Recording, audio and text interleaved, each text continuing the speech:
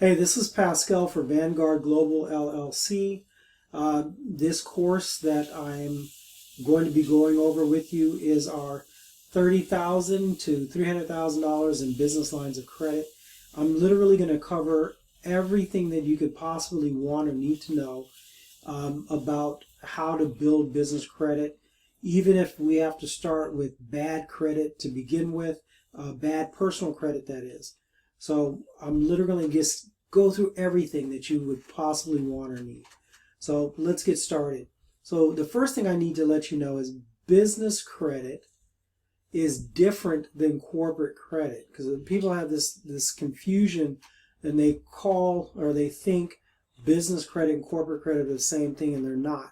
So there's three types of credit basically. There's personal credit, which I'm not going to get into at this second because you already know what personal credit is. And business credit is credit that is granted to your business, but you or somebody else involved in the business is a guarantor. It's just that simple. And then there's corporate credit. And corporate credit is credit where credit is going to be issued or given to your business and or corporation or LLC, but it's given purely on the good standing of that business or corporation or LLC.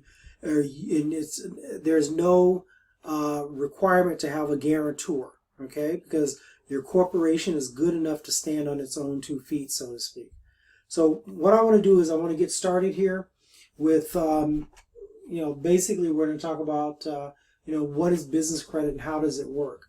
So business credit, in short, as I just mentioned, the way it works is you're going to, if you have a credit score of 700 or better, preferably I like it to see in the 720s or something of that nature.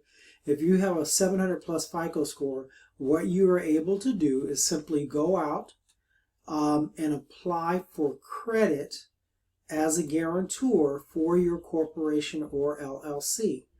And when you apply for that credit, what ends up happening is you just simply will put down all of your personal information, just like if you were filling out a credit card application for, whatever Visa or MasterCard.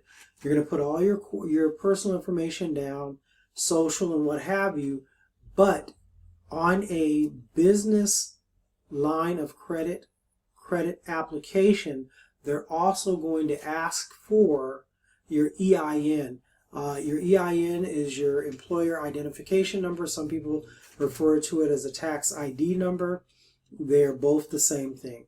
So when it asks for that, it's separating it from a personal credit application. All right. Now the magic of business lines of credit is that, as a rule of thumb, business lines of credit just simply do not report to your personal credit file. So I like to refer to it as ghost credit. So think of it like this.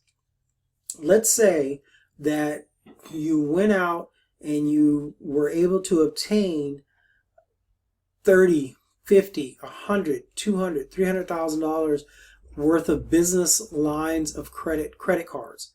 Well, the magic is that those credit cards, even if it's $300,000 worth of debt that you've accumulated, will not show up on your credit file, on your everyday credit file, unless you let the debt go bad, right?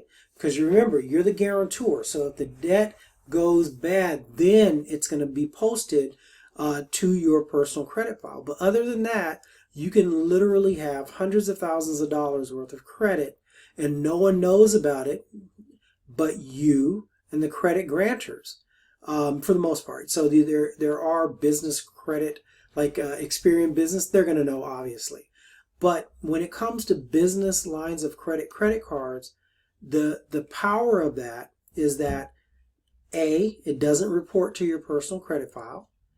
B, you can have those cards charged up to whatever, and no one cares, because they understand when you're using these credit cards for business, you might be at 60, 70, 80% of the value of the card. So hypothetically, if you had a $10,000 credit card and you were using that $10,000 credit card on your personal, and if you went over $3,000, 30% of that $10,000 credit card, it would affect your credit rating drastically, right? You would lose 10, 20, 30 points, sometimes even more. They want you to be 30% or below, regardless to what the amount is, regardless to what the type of credit is, unless it is a house or a car, something of that nature, then obviously you're going to have a high credit balance. But when it comes to revolving credit, credit cards, those type of things, you literally have to keep it, whether it's a store card, Visa, MasterCard, Discover, pick it, you literally have to keep that thing at 30% of whatever the outstanding credit limit is. But when it comes to business lines of credit, the magic is that it does not matter, because the understanding is when you're utilizing that card for business, you're going to be month in and month out, at high limits on that card. So that's why I tell people all of the time, when you are an entrepreneur, when you are a business person, one of the things that you should always do, always do, is that you should, you have to have established credit on your personal credit file, obviously, but you want to limit the amount of credit you have on your personal credit file.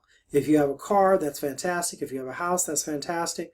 No problem. But when it comes to your revolving debt, credit cards, of whether they're store cards or whether they're, credit cards, Visa, MasterCard, once again, you want to have that debt. So it's maybe 3, 4, no more than 5 different credit cards, period, under your personal, okay? No more than 5. And even that 5 different credit cards that you're going to have, you want it to have a good mix of credit. You need to have, maybe a store card or 2, maybe a credit card or 2, that type of thing. Maybe a small loan somewhere. They don't mind that. As a matter of fact, it is, if you look at the bottom of your credit reports, they talk about credit mixes, and it'll tell you, whether or not they like. So you can go to Experian, Equifax, TransUnion, or, pull all 3.